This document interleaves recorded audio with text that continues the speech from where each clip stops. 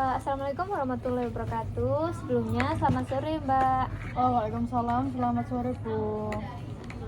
Nah, bagaimana kabarnya hari ini? Temen. Alhamdulillah baik. Terima kasih ya Mbak sudah datang di sesi konseling pada sore hari ini. Sebelumnya perkenalkan, nama saya Dwika Chandra Eka Prastia yang akan menjadi konselor Anda pada sesi konseling sore hari ini. Sebelumnya boleh perkenalkan diri terlebih dahulu. Oh, oke Bu, perkenalkan nama saya Fatika Aulia. Saya biasanya dipanggil Kak Aul. Kak Aul ya. Nah, Kak Aul, apa nih yang membawa Kak Aul untuk datang ke sesi konseling pada sore hari ini? Jadi saya tuh kayak kurang bisa mengontrol emosi saya gitu loh Bu. Oh, masalah itu ya. Nah, Mbak Aul bisa mengikuti sesi konseling kali ini selama durasi waktu sekitar 25-30 menit ya Mbak. Lalu Mbak bisa menceritakan semua masalah Mbak mengenai mengontrol emosi tadi itu secara terbuka, secara bebas, secara nyaman, karena saya akan menjamin kerahasiaan dari sesi konseling pada sore hari ini. Jadi Mbak bisa menceritakan apapun itu ya Mbak. Ibu. Nah, sebelumnya tujuan Mbak tadi ingin segera Ya, ingin bisa mengontrol emosi saya dengan baik. Oh gitu. Ya. Boleh izinan saya mencatat untuk sesi konseling ini ya Bu? Ya Kak. Ya. Nah, pertama nih, kapan ya Mbak? Kira-kira Mbak tuh baru sadar gitu, Mbak kurang bisa mengontrol emosi. Jadi saya kayak ngerasa sadarnya itu saya kayak pas SMA sih Bu. Jadi kayak saya tiba-tiba marah gitu loh kalau emang padahal situasinya nggak tepat gitu. Kayak misalnya saya kayak berbeda pendapat sama teman saya gitu ya Bu. Saya kayak aduh anak ini merek gitu loh Bu. Jadi kayak nggak bisa ngontrol emosi saya gitu loh. Saya nggak apa-apa beda pendapat, tapi maksudnya kan itu emosinya bisa saya pendam gitu loh. Bisa saya kayak nggak usah diungkapin di situ gitu. Jadi saya pas itu kayak ngerasa bersalah gitu sih Bu sama teman saya yang beda pendapat karena saya tiba-tiba nyentak gitu. Nah, selain merasa bersalah nih Mbak, apakah ada perasaan lain nih yang muncul saat Mbak tuh susah gitu mulai mengontrol emosi? Ngerasa bersalah sama menyesal. Menyesal. Iya, misal saya kayak jadi aduh kayak aku tadi nggak harusnya kayak gitu deh. Apa namanya sakit hati deh sama kata-kataku tadi. Sebenarnya tuh saya kayak sadar gitu loh Bu, itu tuh salah, tapi saya kayak nggak bisa mengontrol emosinya gitu. Pas saat saya ngerasa kayak gitu tuh saya langsung gitu meluapkan Bu. Jadi saya kayak nggak bisa ngestop gitu loh Bu. Jadi tapi saya ngerasa kayak kayak gitu kayaknya tadi nyakitin dia deh. Oh, jadi selain merasa bersalah, Mbak juga menyesal gitu ya, telah kayak marah-marah gitu sama temennya Mbak. Nah, karena Mbak tuh tadi kan bilang Mbak marah-marah ya. Nah, apakah itu juga mempengaruhi hubungan antara Mbak dengan teman Mbak? Iya Bu, jadi pas itu temen saya jadi kayak loh kok tiba-tiba marah-marah sih. Nah saat itu tuh jadi kayak saya agak renggang gitu sama teman saya pas itu karena saya tiba-tiba emosi sama dia yang beda pendapat gitu ya Bu. Jadi kayak tiba-tiba saya emosi, terus dia kayak jadi kayak Tika ini orang beda pendapat kok tiba-tiba emosi gitu. Pas saat itu sih saya agak renggang emang pas saya habis emosi. Jadi ya juga berdampak ya Mbak terhadap berdampak, pertemanan Mbaknya. Nah, Mbak kan sulit mengontrol emosi, tapi ada nggak beberapa waktu tuh Mbak bisa tuh mengontrol emosi? Nah, kalau ada bisa dijelaskan saat seperti apa? Bisa mengontrol emosi mungkin saat ya Bu. Mungkin saat saya di kelas sih, kayak misalnya guru ya. Misal saya tanya ke guru, tapi gurunya itu jawabnya nggak sesuai sama pendapat saya. Tapi kan saya nggak bisa ya, tiba-tiba marah sama gurunya. Jadi kayak saya, oke, gitu aja sih Bu. Jadi saat di kelas baru ya Mbak bisa mengontrol emosi, itu pun karena marahnya ke guru gitu. Kalau ke teman, apakah? Nah, ke teman saya nggak bisa Bu. Saya kayak masih kadang suka tiba-tiba marah, suka tiba-tiba teriak gitu. Nggak teriak sih, kayak apa ya, menggebu-gebu gitu loh Bu. Oh, jadi seperti itu ya Mbak. Benar, Bu. Nah, kapan Mbak kapan terakhir kali Mbak kesulitan untuk mengontrol emosi Mbaknya nih? Terakhir kayaknya 2 hari lalu deh Bu. Kayak saya pas di rumah gitu ya Bu, kan saya pulang dari kuliah. Ya. Nah saya itu di kulkas udah nyimpen kue emang buat saya, buat nanti kuliah, habis pulang kuliah gitu. Tiba-tiba kuenya dimakan sama adik saya. Sebenarnya saya tuh kayak, karena adik saya kan lagi sakit ya Bu pas itu, jadi sebenarnya kan ya kalau normal kan kita bisa wajar ya, adik saya sedang sakit gitu, pengen apa gitu, langsung dituruti gitu kan seharusnya ya Bu. Tapi saat itu saya marah-marah gitu, gimana sih aku pulang kuliah kan emang kan itu kuenya mau aku makan pas pulang kuliah bla bla bla bla. Nah adik saya itu kan nggak bisa apa-apa kan, sakit, jadi kayak ibu saya cuma nenangin gitu loh, cuma kayak oh nggak apa-apa kan adiknya lagi sakit, nanti ibu belikan lagi yang baru. Tapi saya tuh kayak masih emosi gitu loh. Nah pas saya pikir-pikir lagi kayak saya aduh kasihan juga sih adikku kan lagi sakit gitu. Jadi kayak emang pas lagi emosi tuh saya nggak sadar kalau itu tuh salah gitu loh Bu. Pas setelahnya saya kayak menyesal, merasa bersalah gitu, kayak mikir-mikir lagi. Oh, jadi saat Mbaknya emosi ini ada ya yang nenangin Mbaknya. Dan apakah itu kayak works gitu, berhasil di Mbak, atau tetap kayak ya udah sama aja gak ada gunanya gitu? Kadang berhasil, kadang enggak sih Bu. Kayak misal dari yang kemarin adik saya, kayak kemarin dari adik saya ya Bu, itu nggak nenangin saya gitu. Kayak ibu saya bilang kayak nggak apa-apa nanti ibu belikan lagi. Itu saya kayak masih, karena kan itu mau aku makan emang habis kuliah gitu. Saya kalau pas itu saya itu nggak works di saya. Tapi kalau biasanya sama teman saya misal ya pasti nggak usah emosi, nggak usah emosi gitu, saya masih bisa tenang gitu. Jadi tergantung situasi sih. Oh, seperti itu ya Mbak. Jadi kadang bisa tapi kadang juga nggak bisa, tergantung situasi, kesulitannya tuh gimana gitu. Nah, apakah ada kejadian atau seseorang nih yang buat Mbak merasa kayak orang ini atau kejadian ini tuh awal mula Mbak kesulitan mengontrol emosi? Awal mula ada Bu, kayak saya kayaknya pas kecil ini ya Bu ya, saya coba ingat-ingat lagi. Kayaknya saya pas kecil itu saya pernah kan, saya pulang sekolah, terus kata ibu sama ayah saya tuh mau jemput saya ke sekolah SD kalau nggak salah. Itu mau jemput, emang jarak rumah saya ke sekolah itu nggak begitu jauh sih Bu, cuman ibu saya tuh bilang kalau mau dijemput sama ayah saya hari itu. Tapi pas itu saya tunggu nggak dijemput-jemput.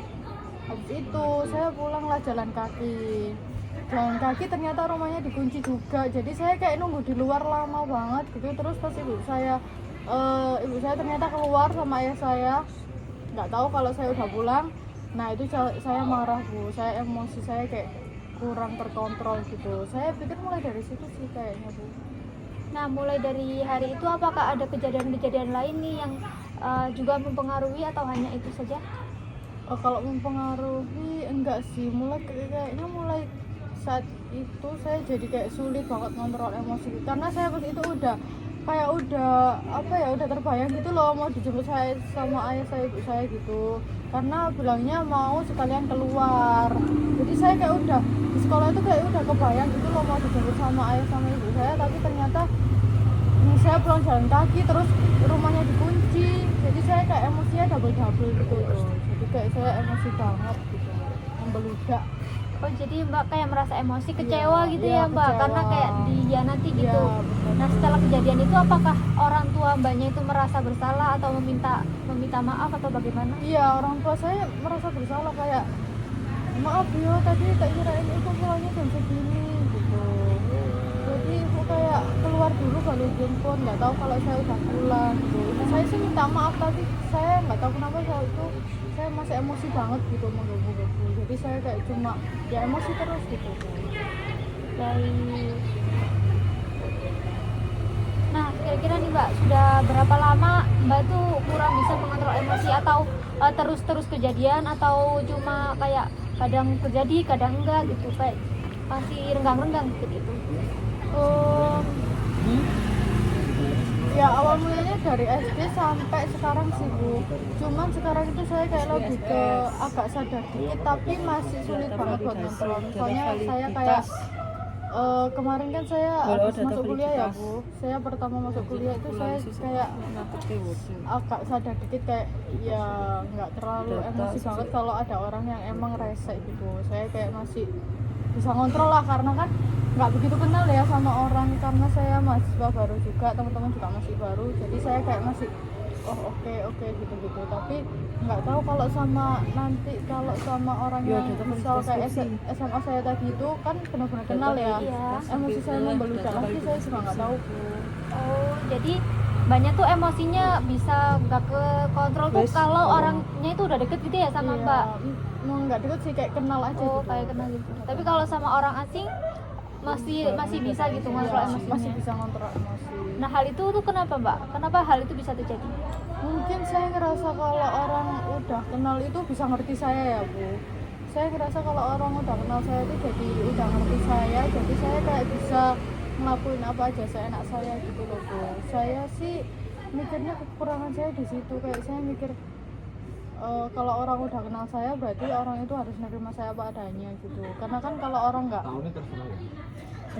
kenal sama saya kan tiba-tiba saya marah kan kayak annoying gitu ya Bu ya, kayak nggak jelas gitu kan Bu. Jadi mungkin itu sih Bu, karena mungkin saya merasa kalau orang udah kenal itu berarti emang harus udah nerima saya gitu. Oh, jadi Mbaknya punya pikiran kalau orang yang sudah kenal Mbaknya itu berarti sudah bisa menerima Mbaknya apa adanya, Iya. walaupun emosi Mbaknya Iya, nggak benar, terkontrol Bu. seperti Iya. itu. Kayak maksudnya bukan menerima apa adanya, mungkin bisa mengingatkan saya lah gitu loh Bu, kalau nggak usah emosi terlalu menggebu-gebu gitu kan. Kalau orang nggak kenal kan nggak bisa ngingetin ya, kayak tiba-tiba pasti perspektifnya kayak aduh anak ini marah-marah kan. Kalau orang udah dikenal kan kayak nggak usah marah-marah gitu. Nah, selain teman-teman Mbaknya, apakah ada orang yang bisa mengingatkan Mbak untuk tetap mengontrol emosi agar tetap stabil? Maaf gimana Bu, maaf. Nah, selain dari teman-teman dekat Mbaknya, apakah ada seseorang yang bisa membuat Mbak itu emosinya lebih stabil? Orang ya Bu ya. Orang sih ya orang tua saya tadi kayak ngebilangin kayak ya kalau emosi tuh nggak semua orang bisa nerima kamu kalau lagi emosi gitu.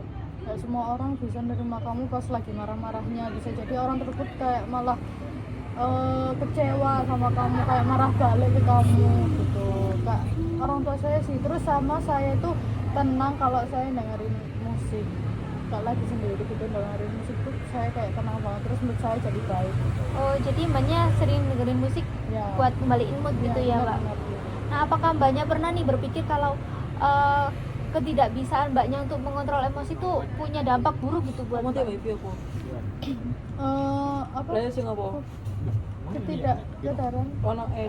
Kekurangan tidak bisa mengontrol emosi kan Mbaknya. Iya. Nah, apakah Mbaknya pernah berpikir kalau ketidakbisaan Mbaknya untuk mengontrol emosi itu bisa berdampak buruk gitu buat Mbaknya sendiri? Iya Bu, saya tuh berpikir sih Bu, tapi ya kayak misalnya ya saya emosi kan tadi saya menyesal ya Bu, Iya. banyak saya kayak merasa aduh kayaknya gitu masih mau nggak ya temenan sama aku gitu. Saya kayak jadi kebingungan gitu loh Bu, saya jadi ragu sama diri saya sendiri gitu. Kayak misal saya bisa emosi gitu ya, terus saya kayak bilang kayak aduh tadi yang aku ucapin bener nggak ya, soalnya kan saya sambil emosi ya Bu. Saya kayak mikir Berarti aduh salah tadi yang kan? saya ucapin bener Pokoknya nggak ya, aduh kapan tadi aku teman-teman jalan dia gimana itu, ya anggap aku ya gitu. Jadi kayak saya lebih ke kalau emosi itu mesti saya tuh menyesal gitu loh Bu. Kalau saya ngomongnya pelan-pelan saya tuh kayak nggak menyesal abis ngomong gitu kan, itu karena dipikir dulu ya mungkin Bu kalau pelan-pelan. Iya. Karena kan kalau emosi saya kayak aduh tiba-tiba keluar gitu loh. Saya mesti kalau habis emosi itu kayak menyesal gitu Bu. Jadi emang kepikiran kalau emosi itu dampak negatif banget ke diri saya. Jadi Mbaknya sudah menyadari ya Iya, kalau itu betul. tuh berdampak Iya. buruk gitu buat Mbaknya. Nah, jika Mbaknya nih mulai merasa kayak aduh emosinya nggak kekontrol nih, apa yang biasanya Mbak lakukan selain mendengarkan musik? Selain mendengarkan musik, mungkin main sama teman-teman saya. Kayak saya misal kalau lagi emosi banget gitu, butuh recharge energi, itu saya kumpul sama teman-teman SMA saya gitu Bu.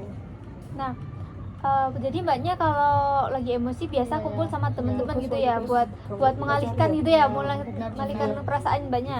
Nah, apakah dengan hal itu tuh 100% berhasil atau emang kadang nggak bisa gitu?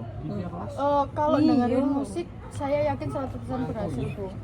Karena kalau saya dengerin musik itu benar-benar yang kayak tenang banget gitu loh Bu. Karena kalau dengerin musik kan saya kayak ke loteng, terus saya dengerin musik sendirian itu tenang banget. Itu menurut saya 100% berhasil buat ngembaliin mood saya, buat saya tenang kembali. Tapi kalau sama teman-teman saya kadang ya, tapi kan saya suka sendiri ya Bu, mungkin kayak teman-teman saya tuh kayak lebih ke biar ketawa-ketawa, biar senang-senang aja sih kalau sama teman-teman itu. Jadi mbaknya selain sama teman-teman mendengar musik juga menyendiri gitu ya mbak, Iya, buat benar, mengembaliin mood yang nggak stabil karena marah-marah gitu. Nah, Golekanmu apa? apakah mbak pernah melakukan Uji data validitas solusi lain nih uji. seperti kayak Analisis olahraga uji data. atau melakukan hobi atau mungkin pekerjaan-pekerjaan lainnya? Mungkin karena saya suka bersih-bersih ya Bu. Tapi bersih-bersihnya sih kalau di rumah sepi sih. Itu saya suka sih kalau misalnya orang tua saya keluar ya, orang tua saya nginep berapa minggu di rumah nenek saya. Itu saya suka bersih-bersih rumah gitu, kayak pagi bangun tidur saya bersih-bersih, itu membalikin mood saya nggak gampang emosi. Terus sore saya bersih-bersih lagi buat ngembaliin emosi gitu. Ya sih Bu, itu tapi itu terjadi kalau emang saya lagi sendiri di rumah. Jadi mbaknya bersih-bersih kalau emang lagi sendirian di Iya. rumah. Nah, Buat kenapa mbak? ngembaliin. Kenapa harus nunggu sendirian nih? Kenapa kalau ada keluarga atau ada orang lain di rumah tuh mbak nggak ngelakuin hal kayak seperti itu? Karena misalnya kalau misal ada orang tua saya di rumah ya Bu, itu tuh kayak kalau bersih-bersih itu tambah kayak males gitu loh Bu, kayak saya tambah emosi gitu loh. Misal orang tua saya lagi duduk di ruang tamu lah, ruang tamu kan jadi nggak bisa saya bersihin gitu ya Bu, jadi kayak saya aduh bersih-bersih cuma setengah ini kayak bikin emosi gitu, kayak nanggung banget gitu Bu. Oh, jadi nunggu Emang sepi rumahnya maksudnya. nunggu rumah sepi biar lebih maksimal Iya, gitu ya, benar, mau benar, buat benar, bersih-bersihnya benar. juga. Oke, terima kasih. Nah, selain bersih-bersih rumah, terus dengerin musik, apa hal lain yang mbak lakuin yang aktivitas gitu? Apakah hobi itu bisa buat mbak punya hobi kan? Punya. Nah, apakah hobi tersebut juga bisa atau enggak bisa? Hobi saya karena mendengarkan musik ya Bu. Oh. Hobi saya mendengarkan musik, jadi ya itu membantu saya emang mendengarkan musik. Tapi kalau misal olahraga, saya suka banget bulu tangkis. Saya suka bulu tangkis dan di dekat rumah saya itu ada lapangan gitu buat bulu tangkis. Tapi kan kalau bulu tangkis harus ada temennya ya Bu. Iya. Jadi saya kayak nunggu teman rumah saya free gitu, saya bisa. Tapi itu menurut saya bisa ngembaliin saya, bisa saya jadi lebih stabil lagi gitu. Tapi karena itu nggak setiap waktu bisa saya lakukan, nunggu emang ada partnernya, jadi itu nggak efektif buat saya gitu Bu. Oke, jadi nunggu temen gitu ya Mbak? Iya, benar. Nah, apakah Mbak pernah kayak mencoba nih ke tempat-tempat yang sekiranya tuh bisa buat mood Mbaknya tenang, kayak ke gunung mungkin atau ke pantai seperti itu? Iya, saya suka banget juga ke alam Bu, dan itu benar-benar ngembaliin mood saya banget. Kayak misalnya, tapi kan ke alam nggak mesti kita kayak kalau lagi emosi kita langsung ke alam, kan nggak bisa ya Bu. Jadi misal dalam sebulan itu saya kayak ke alam sekali lah buat nenangin diri, buat relax, buat santai-santai, buat ngelihat hijau-hijau gitu Bu. Saya menyempatkan waktu buat kayak sebulan sekali harus ke alam buat membalikan emosi saya, mengendalikan emosi saya, kayak biar reda aja gitu. Oh, itu ya buat menghilangkan beban selama sebulan Iya, itu, benar, Bu. biar nggak numpuk-numpuk gitu. Iya, benar. Tapi kalau saat mendesak banget, jadi Mbaknya cuma dengerin musik Iya, gitu ya. dengerin musik itu menurut saya paling efektif banget, 100% berhasil. Tapi kan itu kalau lagi malam aja ya Bu. Kan kalau siang kayak masih berisik banget, ada lalu lintas. Nah, kalau di lingkungan perkuliahan kayak di kelas gitu apa yang Mbak lakukan? Di lingkungan kelas mungkin saya di lingkungan kelas kayaknya saya masih nggak bisa Bu. Saya kayak masih di teman saya sih, kayak nggak usah emosi sih gitu. Saya jadi kayak iya deh nggak usah emosi gitu. Jadi cara mengontrol emosi Mbaknya kalau di dalam kelas tuh masih butuh bantuan temen Iya, gitu, buat masih, mengingatkan buat gitu. mengingatkan saya buat nggak terlalu menggebu-gebu gitu. Nah, apakah teman-teman mbaknya itu menyadari gitu kayak kalau mbaknya tuh punya kurang bisa mengontrol emosi, atau mbaknya udah pernah cerita atau bagaimana gitu? Oh, saya pernah cerita sih Bu, buat kayak karena tadi ibu saya bilang ya nasihatin saya, jadi saya kayak cerita ke teman saya gitu loh, kalau emang saya tuh punya sesuatu yang nggak bisa dikontrol gitu, emosi saya itu sulit buat terkontrol. Jadi maaf ya teman-teman kalau nanti aku emosinya menggebu-gebu, tolong diingatkan saya gitu Bu. Tapi itu terjadi saat perkuliahan, sebelum kayak SMA itu saya, teman-teman saya itu kayak agak sedikit nggak suka gitu loh kalau diskusi sama saya, karena saya nanti emosi gitu, saya nanti menggebu-gebu gitu, yang bikin suasana diskusi itu jadi nggak nyaman gitu. Jadi ya itu berdampak ke pertemanan itu pas SMA aja, saya kayak ngerasa kayak iya deh, saya kayaknya emosinya terlalu menggebu-gebu gitu. Oh, jadi mbaknya ini mulai punya teman yang bisa mengerti mbaknya waktu kuliah aja gitu. Iya, Jadi waktu iya. SMA masih belum punya ya mbak? Ya, belum punya sih, kayaknya teman saya tuh belum punya karena saya mungkin nggak ngingetin ya Bu, karena kan kalau saat kuliah ini saya ngingetin teman saya buat selalu nanti ngingetin saya kalau apa namanya, saya kalau lagi emosi gitu tolong diingetin ya. Kan kalau SMA saya nggak gitu ya, saya kayak lolos gitu loh, saya kayak cerita apa aja menggebu-gebu, berpendapat menggebu-gebu sama teman saya itu kayak cuma kok kayaknya Tika menggebu-gebu banget ya, kayak emosi banget ya gitu. Jadi teman saya kayak kurang bisa mengerti saya aja, tapi itu juga salah saya sih Bu, saya sadar. Nah, kenapa mbaknya tuh kayak mbaknya sadar kan kalau Ya. mbaknya tuh kurang bisa mengontrol emosi waktu SMA. Nah, apa yang membuat mbaknya tuh kayak enggan gitu bercerita sama teman-teman mbaknya? kurang responden tuh minimal. Karena saat saya seperti itu ya Bu, terus teman saya tuh udah berpandangan bahwa saya tuh anak yang emosian. Jadi saya kalau ngomong itu saya kayak klarifikasi gitu loh Bu, saya kayak jadi kayak yang apa ya, saya kayak ngerasa saya kayak jadi nggak mau disalahin gitu loh Bu. Kalau kalau ngomong setelah kejadian itu saya kayak ngerasa saya nggak mau disalahin. Misal ya kayak saya emosi saat ini, terus teman-teman saya udah berperspektif kayak anak ini emosian, terus besoknya saya bilang kalau aku emang emosian, kan jadi kayak nggak ngerasa bersalah kan, saya kayak cuma bilang kalau saya emosian gitu, harus mengerti saya gitu. Saya jadi kayak tuh nggak usah jelasin deh, nanti aku dikira nggak mau salah gitu. Oh, jadi karena mbak merasa nanti minta dimengerti terus Iya, gitu ya benar, mbak. Bu, Jadi mbaknya nggak benar. mau cerita dan lebih Iya, baik iya. kayak biarin aja gitu. Iya.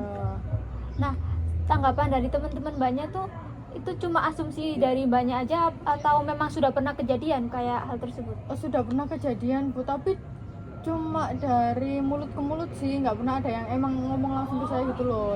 Dari teman saya itu bilang kalau si itu loh bilang kamu kalau diskusi itu terlalu emosian gitu, terlalu menggebu-gebu gitu sih. Tapi nggak pernah yang langsung kayak bilang ke saya kalau emosi kamu itu menggebu-gebu, itu belum pernah sih.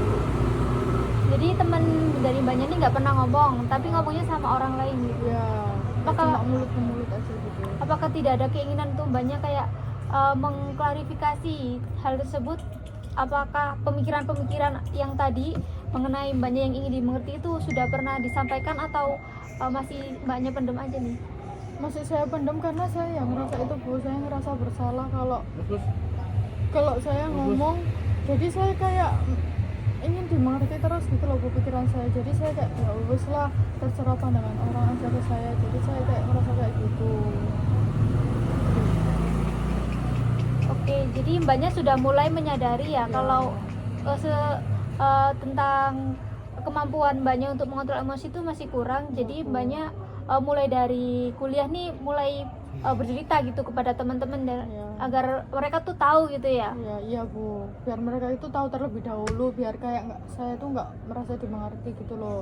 Saya kan cuma bilang kalau ingetin kalau saya emang lagi emosi banget gitu, kalau saya lagi Enggak emosi dewa. gitu. Lali. Oke. Miring lah. Nah, baik mbaknya. Jadi selain dari solusi-solusi yang udah banyak bilang tadi, lalu mbaknya juga sudah mulai menyadari ya kalau mbaknya ini kurang bisa mengontrol emosi mulai dari SD sampai SMA dan sampai sekarang. Iya. Tapi mulai perkuliahan ini Mbaknya sudah bisa kayak mengkomunikasikan Iya, begitu, benar. cara mengkomunikasikan mengenai permasalahan yang Mbaknya cerita, agar teman-teman juga bisa membantu gitu ya. Tentang kesulitan yang Mbaknya sekarang rasakan mengenai ketidakmampuan untuk mengontrol emosi seperti itu ya. Benar banget Bu. Nah, bagaimana nih perasaan Mbak setelah menjalani sesi konseling pada sore hari ini? Saya kayak jadi sadar sih Bu, ternyata ya saya ke alam itu juga menenangkan pikiran saya gitu ya Bu, kayak menenangkan pikiran gitu, mengontrol emosi saya juga. Ternyata saya bisa ke alam, saya bisa dengerin musik tadi, saya juga tadi nyadar kalau saya bersih-bersih itu juga membantu menenangkan pikiran saya. Jadi saya kayak lebih sadar ternyata banyak cara buat tenangin emosi saya sih Bu. Jadi Mbaknya sudah mulai menyadari Iya. banyak hal Iya, gitu benar, ya Bu. Mbak. Juga apakah Mbaknya sudah merasa lebih tenang atau Sudah bagaimana? Bu, saya lebih tenang, jadi tahu apa yang harus saya lakukan ketika emosi saya menggebu-gebu. Baik.